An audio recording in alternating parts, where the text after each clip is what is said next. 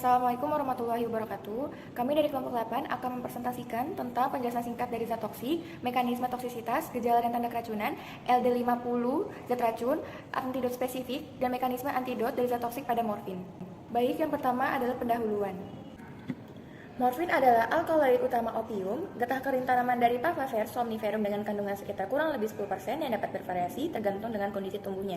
Dalam medis, morfin digunakan sebagai analgesi kuat untuk nyeri sedang sampai berat, seperti nyeri pasca operasi dan kanker, serta memiliki efek psikoaktif berupa rasa nyaman atau euforia sehingga berpotensi untuk disalahgunakan. Penggunaan sesuai dosis terapeutik relatif lebih aman. Namun, apabila overdosis, memakai jangka panjang, atau tanpa pengawasan medis dapat menyebabkan toksisitas yang serius, terutama pada depresi sistem saraf pusat dan kemudian ada mekanisme toksisitas pada morfin. Yang pertama, reseptor opioid yang terlibat. Morfin menimbulkan toksisitas dengan berikatan pada reseptor opioid di sistem saraf, yaitu reseptor mu, kappa, dan delta. Di antara ketiganya, reseptor mu berperan paling dominan dalam toksisitas morfin. Aktivasi reseptor mu menyebabkan analgesia, sedasi, euforia, miosis, penurunan motilitas saluran cerna, serta efek paling berbahaya yaitu depresi pernapasan. Reseptor kappa dan delta juga berkontribusi terhadap efek opioid, namun perannya lebih kecil dan jarang menyebabkan toksisitas yang mengancam nyawa. Yang kedua adalah mekanisme depresi pernafasan atau efek toksik utama. Depresi pernafasan merupakan efek toksik paling berbahaya dari morfin dan penyebab utama dari kematian. Morfin mengaktifasi reseptor mu di pusat pernafasan medula oblongata sehingga menurunkan sensitivitas kemoreseptor terhadap peningkatan CO2 dan menekan respon terhadap hipoksia. Akibatnya, rangsangan untuk bernafas berkurang, terjadi hipoventilasi atau nafas lambat dan dangkal. Dan pada kondisi berat dapat terjadi apnea. Pada fase awal, depresi pernafasan terutama ditandai oleh penurunan volume tidal.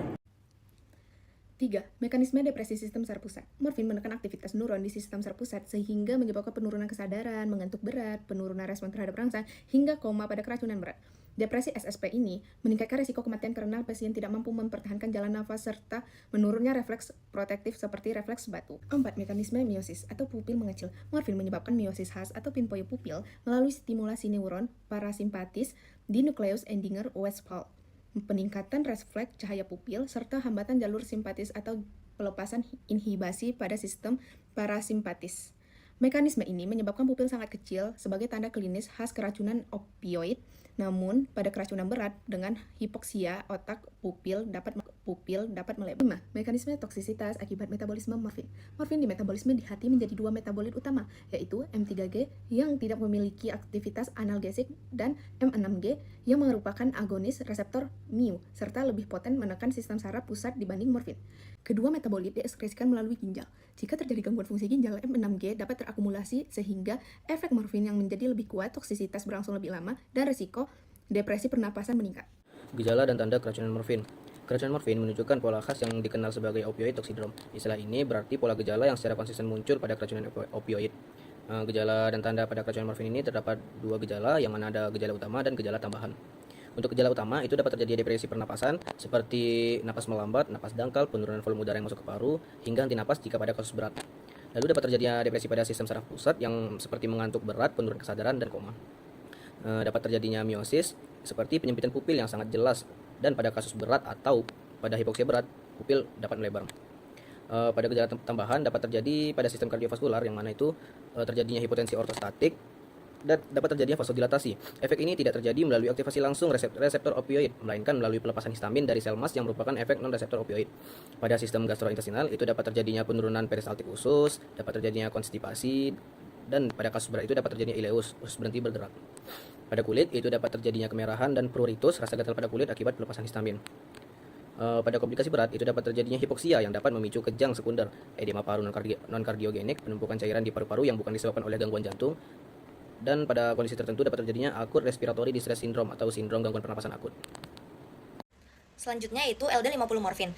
Dalam toksikologi klinis, nilai LD50 morfin pada manusia tidak ditetapkan secara pasti karena keterbatasan etika penelitian.